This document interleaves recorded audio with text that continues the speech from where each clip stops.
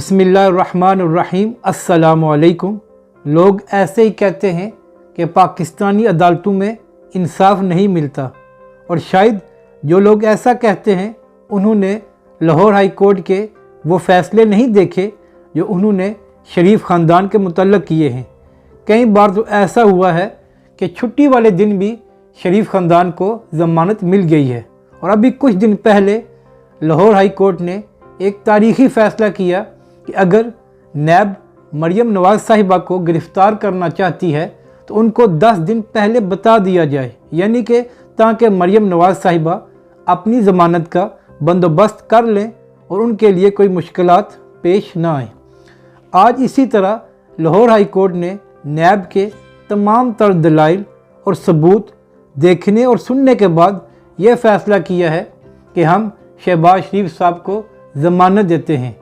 नैब ने उनको बताया कि 1991 में शहबाज शरीफ के पास 2.1 मिलियन रुपए थे, जो बढ़कर 98 में 4.8 मिलियन हो गए। और अब हालात ये हैं कि शहबाज शरीफ साहब के पास अरबों के असासे हैं और इसका शहबाज शरीफ के पास कोई सबूत नहीं है कि इतना माल कहाँ से आया। इसके अलावा नैब के वकील ने लाहौर हाई कोर्ट को बताया कि शहबाज शरीफ, इनकी बीवियों और इनके बच्चों के अकाउंट्स में अरबों रुपए की टीटियाँ आई हैं, जिनका कोई सुराग नहीं है कि वो कहाँ से आई हैं, यानी कि वो बेनामी हैं। मगर फिर भी अदालत को रहम आ गया और उन्होंने शहबाज शरीफ को ज़मानत दे दी।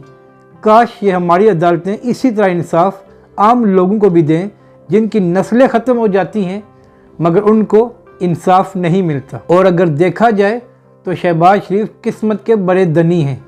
जब PDM की सियासत चल रही थी और नवाज शरीफ, मरियम नवाज साहिबा और मौलाना फजल रहमान पाकिस्तानी इदारों पर हमले कर रहे थे तो शहबाज शरीफ साहब चुपके से जेल में चले गए और वो सारी इस सियासत से दूर हो गए।